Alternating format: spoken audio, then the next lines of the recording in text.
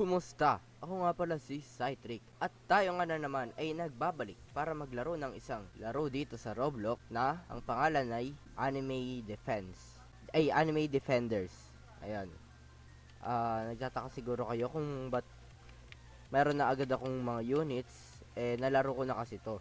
At alam nyo na, hindi ko na rin ni-record kasi pagpa-farm lang naman yun ng simula dito. Ang ginawa ko lang ay mag-farm neto. Tinapos ko yung quest, ay yung mga daily quest. Tapos tinapos ko lahat ng chapter dito sa story mode. So hindi nyo naman na dapat na mapanood yun kasi nga boring lang naman yun panoodin. Pero ang gagawin natin sa araw na to ay i-evolve tong sino ba? Ito si Sasuke ata to or ewan ko, si Sasuke ata yan. Kala ko nga nung una si Shisui yan. Ang isusunod nating i-awake is itong evolve pala, awake tuloy. I-evolve is itong si Flame Dragon King. So para ma-evolve sila, ang kailangan natin ay dalawa na lang netong Star Rift na kulay blue at dalawa rin netong red. Tapos kailangan ko netong isang rainbow. Sakto, bagong araw na ngayon magagawa ko na rin tong mga challenge dito. Sa kasamaang palad, itong dalawang quest na to, tapos ito ay nagawa ko na. Parehas lang pala yan sila. At ang mga natitira na hindi ko pa nagagawa, hindi naman nagbibigay ng star. In order for us to evolve our unit, kailangan nating ano bang kailangan gawin?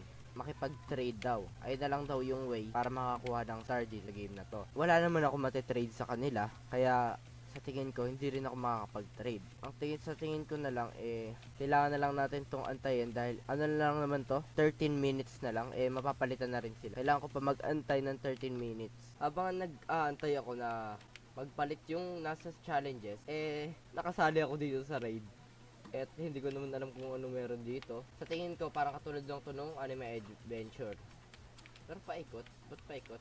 Sa ano to sa solo leveling. Okay, so dito sa raid, kailangan ng 25 na wave para makomplete tong raid. Ano kayang binibigay dito? Siyempre, dapat upgrade muna natin tong mga nasa likod natin. Para meron tayong mga money making machine. At ma-upgrade natin tong mga, Thunder Shinobi natin. Kasi ayun yung main damage natin. And then, yung magbubuhat sa atin para ma-clear tong wave. Joke lang, kampi ko talaga magbubuhat sa akin. Ang hindi ko lang trip sa game na to is yung mga itsura ng mga karakter. Binago nila talaga. Pero maganda yung pagkakagawa nila dito kay Natsu. Kasi ang unique. Ang unique lang tignan. Ang angas, may pakpak. At patapos na nga itong raid. Grabe yung mga puro max na yung mga nila, unit.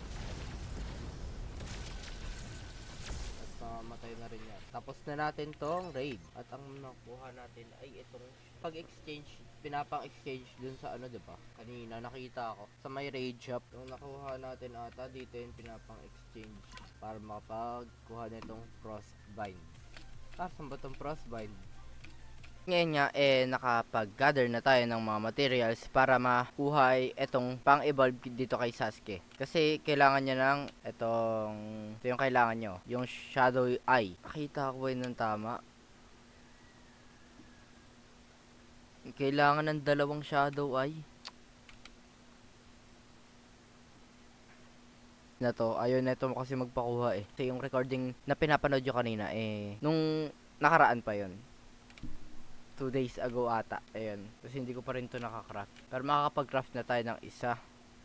Yan. At kailangan ko na naman itong star na to na blue. Ang hirap kunin yan guys. Napaka. Pero wala naman tayong choice. Kailangan pa rin natin yung kunin. Ang susunod ko nga pala na i-evolve is ito. Kasi OP rin daw to. Ay pwede na rin siya. Kasi meron siyang burn damage. Kasi sa mga regen enemies, pwede siyang panlaban. So guys, ito na talaga. Meron na tayong materials para ma-evolve tong si Sasuke. Nabot pa ulit ako ng isa pang araw para lang makuha ito. Kaya umabot na nga ako ng level 36. Tapos nakapag-raid na ako. Sa may tsura niya. From ganyan to, magkakaroon siya nung parang, ano ba yan, helmet? Evolve na natin to. Ay. Sige na, evolve ko na nga. Nagkaroon na siya ng, naging S yung attack niya. Tapos ito B+. Ay, not pala, pinalitan ko muna yung range niya. Pero ayos lang yun. nagkaroon naman tayo ng S na damage, critical 3, tapos swiftness. At nakakuha na rin ako na itong pink rockstar at itong garp. Nakuha ko rin siya. Meta raw yan.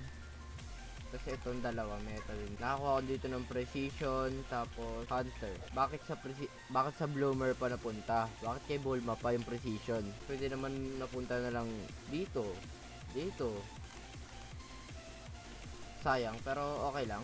Nakakuha na ako ng pera para pang-upgrade dito kay Sasuke, tapos ma-showcase ko na rin siya.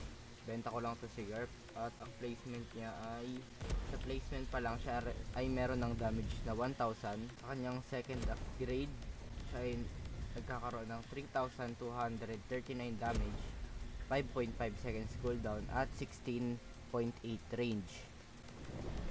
Nagkakaroon siya na itong Fire Cyclone. Parang doon kong Amaterasu to, di ba? Gamit na niya yung Susan niya. Pero ang taas ng damage niya, no? 21,811 na may 10 seconds cooldown at 26.1 range. Pag upgrade siya, bababa lang yung cooldown niya at ayun na yung max niya. Ito yung bago niyang skill, yung nagpapana siya ng Amaterasu.